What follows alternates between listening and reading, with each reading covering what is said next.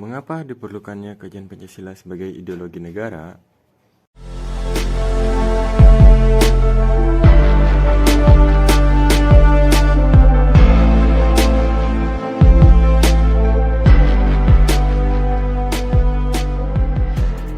Nah, jadi Pancasila merupakan pandangan hidup dan kepribadian bangsa yang nilai-nilainya bersifat nasional, yang mendasari kebudayaan bangsa. Maka, nilai-nilai tersebut merupakan perwujudan dari aspirasi atau bisa disebut cita-cita hidup bangsa. Nah, dengan Pancasila, perpecahan bangsa Indonesia akan mudah dihindari karena pandangan Pancasila bertumpu pada pola hidup yang berdasarkan keseimbangan, keselarasan, dan keserasian, sehingga perbedaan apapun yang dapat dibina menjadi satu pola kehidupan yang dinamis, penuh dengan keanekaragaman yang berada dalam satu keseragaman yang kokoh, menurut Muyazin 1992.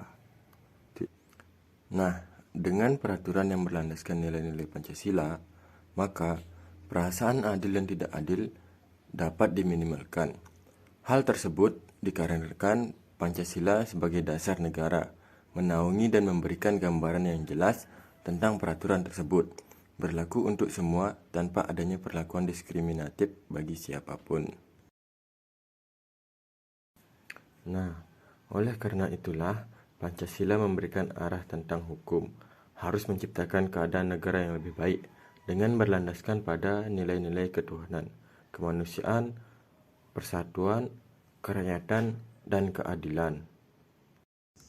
Nah, maka dari itu diperlukannya kajian Pancasila, yakni warga negara memahami dan melaksanakan Pancasila sebagai ideologi negara. Sebagai warga negara, Anda perlu memahami kedudukan Pancasila sebagai ideologi negara karena ideologi Pancasila menghadapi tantangan dari berbagai ideologi dunia dalam kebudayaan global. Perlukah identifikasi unsur-unsur yang mempengaruhi ideologi Pancasila? Mari mengidentifikasi unsur-unsur yang mempengaruhi ideologi Pancasila. 1. Unsur ateisme yang terdapat dalam ideologi Marxisme atau komunisme bertentangan dengan sila ketuhanan yang Maha Esa, yakni sila yang pertama. 2. Unsur individualisme. Unsur individualisme dalam liberalisme tidak sesuai dengan prinsip nilai gotong royong dalam sila keadilan bagi seluruh rakyat Indonesia. 3. Kapitalisme. Kapitalisme yang memberikan kebebasan individu untuk menguasai sistem perekonomian negara yang tidak sesuai dengan prinsip ekonomi kerakyatan. Salah satu dampak yang dirasakan dari kapitalisme ialah munculnya gaya hidup konsumtif. Seperti yang ditegaskan oleh Magnus Suseno bahwa pelaksanaan ideologi Pancasila bagi penyelenggara negara merupakan satu orientasi kehidupan konstitusional.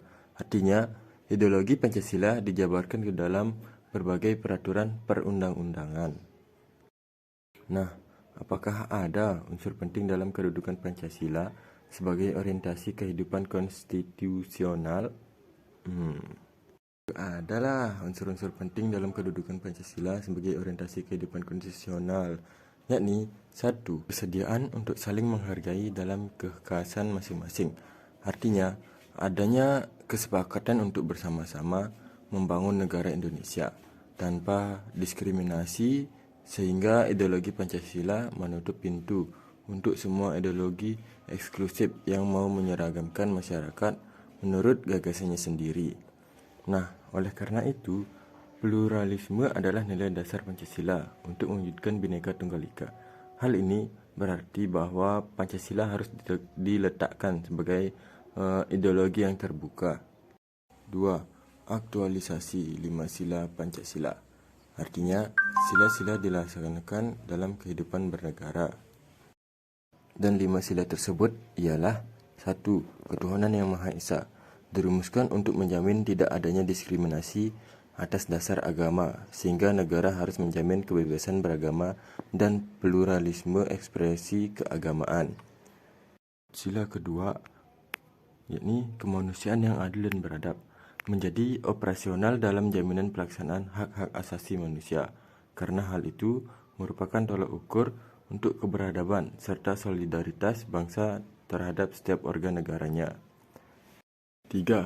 Sila Persatuan Indonesia menegaskan bahwa rasa cinta pada bangsa Indonesia tidak dilakukan dengan menutup diri dan menolak mereka yang di luar Indonesia, tetapi dengan membangun hubungan timbal balik atas dasar kesamaan kedudukan dan tekad untuk menjalin kerjasama dan menjamin kesejahteraan dan martabat bangsa Indonesia ini. 4.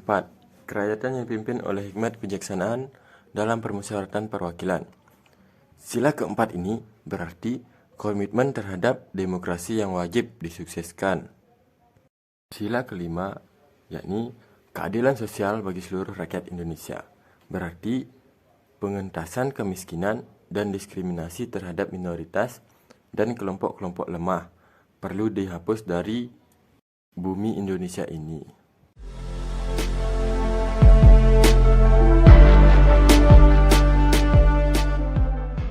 Pak Joni pulang ke rumah.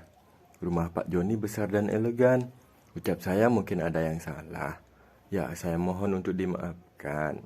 Saya Inyaman Dimas Bayu Semara Putra dengan NIM F1B019068 pamit undur diri. Sekian dan terima kasih. Salam sejahtera untuk kita semua.